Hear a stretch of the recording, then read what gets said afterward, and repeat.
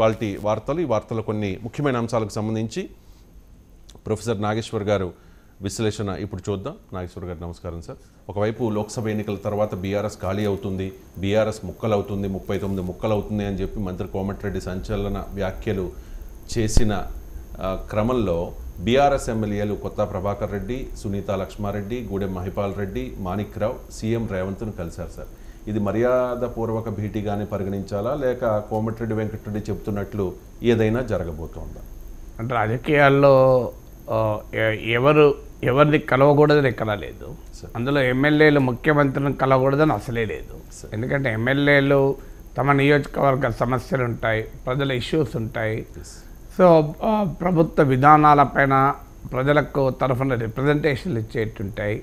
ఇవన్నీ కనుక ఎమ్మెల్యేలు ముఖ్యమంత్రినే కాదు, ఒక రాజకీయ పార్టీ నాయకులు మరో రాజకీయ పార్టీ నాయకుడిని కలవకూడదని లేదు. రేపు బిజినెస్ అడ్వైజరీ కమిటీ జరుగుతుంది, అందులో అన్ని పార్టీల నాయకులు కలుస్తారు కదా. ఈవెన్ రేవంత్ కేసీఆర్, రేవంత్ కేటీఆర్, రేవంత్ హరీష్ రావు కూడా కలుస్తారు. అయితే అది బిజినెస్ అడ్వైజరీ కమిటీ కదా అనుకోవచ్చు. ఇక్కడ ఏమైందంటే ముఖ్యమంత్రి ఇంటికి వెళ్ళి కలిశారు. సో ముఖ్యమంత్రి ఇంటికి వెళ్ళి ఎమ్మెల్యేలకు కలవడంలో ఆశ్చర్యం లేదు, తప్పు లేదు. కానీ మన రాజకీయాలు ఎలా అయిపోయాయంటే తాటి చెట్టు కింద కూర్చొని పాలు తాగినా కూడా కళ్ళే అనుకుంటారు, పాలు అనుకోరు. సో అందువల్ల రాజకీయాల్లో ఈ టచ్ అనే సంస్కృతి పెరిగింది. మాతో ఇంతమంది టచ్లో ఉన్నారు, అది ప్రధానమంత్రి స్థాయిలో లాస్ట్ బెంగాల్ ఎలక్షన్ అప్పుడు మాతో 41 మంది ఎమ్మెల్యేలు టచ్లో ఉన్నారు అన్నారు. తెలంగాణ అసెంబ్లీ ఎన్నికలకు ముందు అన్ని పార్టీల నాయకులు మాతో టచ్లో వీళ్ళున్నారంటే మాతో టచ్లో వీళ్ళున్నారని. అందువల్ల ఒకవైపు కాంగ్రెస్ పార్టీ ప్రభుత్వం ఎక్కువ రోజులు ఉండదు, లోక్సభ ఎన్నికల తర్వాత ఈ ప్రభుత్వం పతనం అవుతుంది, కాంగ్రెస్ వాళ్ళే కొట్టుకుంటారు. ఈ మాటలన్నీ వస్తున్న సమయంలో కాంగ్రెస్ పార్టీ నేతలు కూడా రివర్స్లో అటాక్ మొదలుపెట్టారు. అసలు కాంగ్రెస్ నుంచి ఎవరు వెళ్ళిపోరు, అసలు మీ పార్టీ ఖాళీ అవుతుంది అని మొదలుపెట్టారు. సో బీఆర్ఎస్ 30 మంది ఎమ్మెల్యేలు మా పార్టీలోకి వస్తారని కోమటిరెడ్డి వెంకటరెడ్డి ఫిగర్ కూడా ఇచ్చేశారు. 39 ముక్కలు అవుతాయి అన్నాడు, అంటే కొన్ని ముక్కలు కలిసి బహుశా కాంగ్రెస్లో రావాలి అప్పుడు. సో అలాగే బండి సంజయ్ సంచలనమైన ప్రకటన చేశాడు.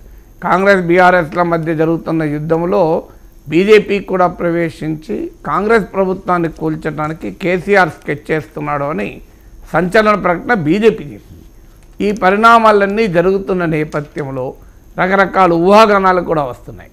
హైదరాబాద్లో చెందినటువంటి కొంతమంది ఎమ్మెల్యేలు టచ్లో ఉన్నారు కాంగ్రెస్ నేతలతో అని, అలాగే తెలుగుదేశం నేపథ్యం ఉన్న కొంతమంది ఎమ్మెల్యేలతో ప్రస్తుత రేవంత్ క్యాబినెట్లో తెలుగుదేశం నేపథ్యం ఉన్న నేతలు టచ్లో ఉన్నారని ఇవన్నీ కూడా వార్తలు వస్తున్నాయి. సో కాంగ్రెస్ పార్టీకి కూడా హైదరాబాద్ నగరం నుంచి, గ్రేటర్ హైదరాబాద్ నుంచి దాదాపు రిప్రజెంటేషన్ లేదు. అలాంటి సమయంలో గ్యాప్ ఉన్న చోట ఫిలప్ చేసుకునే పని రాజకీయ పార్టీలు చేస్తాయి.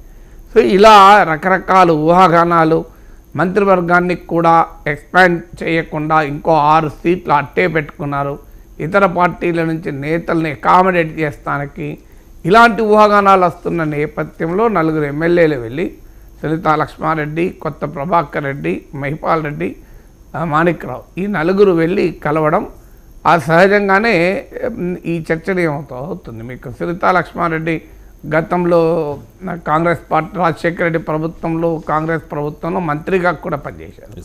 సో ఈ ఊహాగానాలు రాకుండా ఉండవు కదా, ఎందుకంటే రాజకీయ నాయకులు ఎప్పుడు ఏ పార్టీలో ఉంటారు, ఏ పార్టీ నుంచి వెళ్తారు, ఎన్ని పార్టీలు మారుతారు అన్నది ఎవరమూ చెప్పలేము, వాళ్ళు కూడా చెప్పలేరు. రాత్రి రాజకీయ పార్టీలు మారి టికెట్లు తెచ్చుకున్న సందర్భాలు కూడా మనం చూసాం. అందువల్ల రాజకీయ నేతల సహజ స్వభావం అది.